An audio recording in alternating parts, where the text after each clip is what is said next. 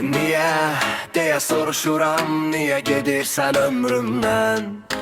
Vaxtsız, səssiz, xəbərsiz. Bəs niyə gəlmişdin qəlbimə belə qəfil səbəbsiz? Əlinə toxundum, titrədi qəlbim, ruhunda gizli külək əsdi.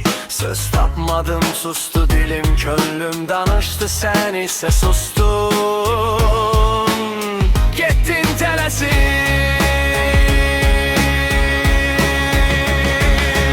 Bir mən bir gecə qaldıq, xatirələr yığılır yavaş yavaş.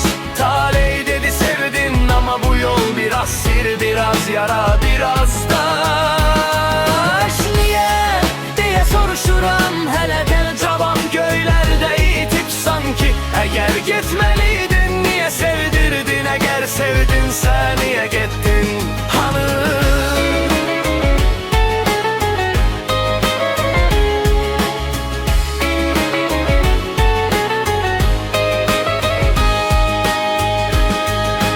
Bircə bildiyim budur, indi qəlbimdə izin qalacaq dərin. Vaxt üzrə yollar ayrılsa da sən biraz, mən biraz sən kimi qalacağam içində.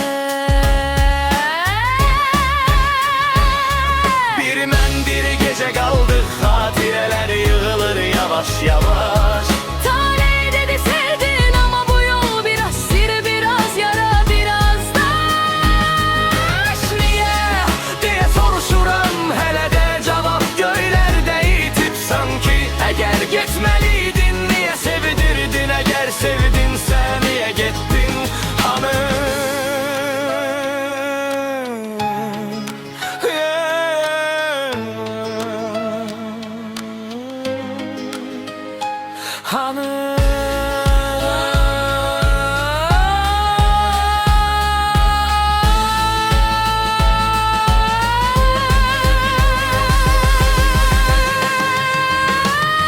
Bir mən bir gecə qaldıq, xatirələr yığılır yavaş yavaş. Taley dedi sevdin ama bu yol biraz sir, biraz yara, biraz